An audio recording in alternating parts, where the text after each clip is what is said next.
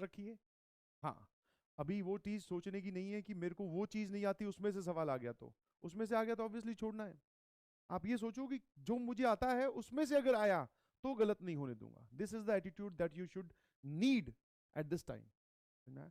और अपनी सहायता बहुत पॉजिटिवली कीजिए प्लीज।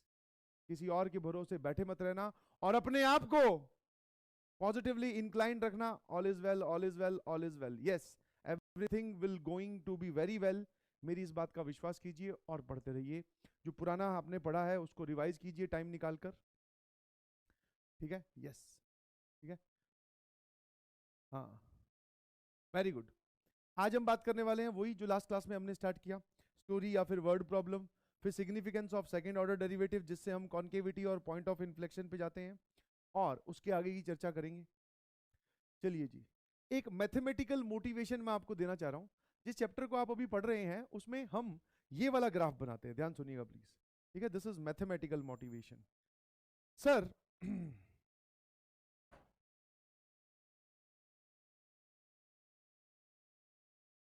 ठीक है, एक मैथमेटिक्स में या फिर इसी में ही ये स्टेटमेंट बोली जाती है कि हो सकता है कि कोई maxima, this is local maxima, मेरी बात ध्यान सुनना, इसको हम यही बोलते हैं, दिस इज लोकल मैक्सिमा।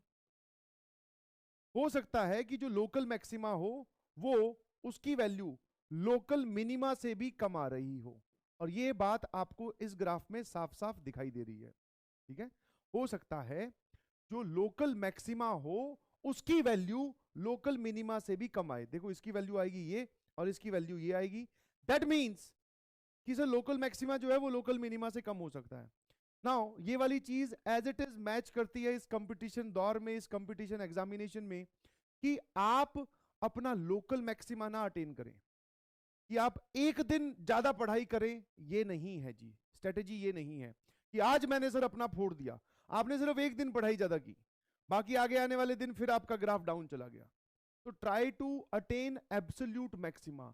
आपकी जो लिमिटिंग वैल्यू है, सबसे बड़ी वैल्यू जो है उसको अटेन करें और उसी को ही मेंटेन करके रखें, क्योंकि ऐसा हो सकता है कि जो आपके हिसाब से मैक्सिमा है वो किसी और का, जो मतलब किसी आपका जो सबसे ज्यादा मैक्सिमम स्टडिंग हार्स है, मतलब सबसे ज्यादा आपने घंटे पढ़े, मान लो 6 घंटे हो सकता है सर कोई एक इंसान ऐसा हो जो रेगुलर बेसिस पे 7 घंटे मिनिमम पढ़ता है।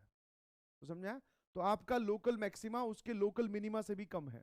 समझा, तो इसीलिए इस कंपटीशन के दौर में आपको एब्सोल्यूट मैक्सिमा अटेन करना होता है, तब जाके इस कंपटीशन को आप क्लियर करते हो। और एब्सोल्यूट मैक्सिमा कैसे अटेन किया जाता है सर?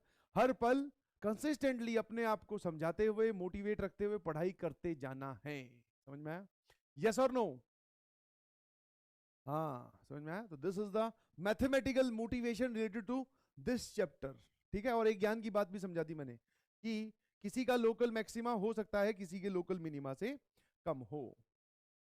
नाउ अब हम बात करते हैं ग्लोबल मैक्सिमा और ग्लोबल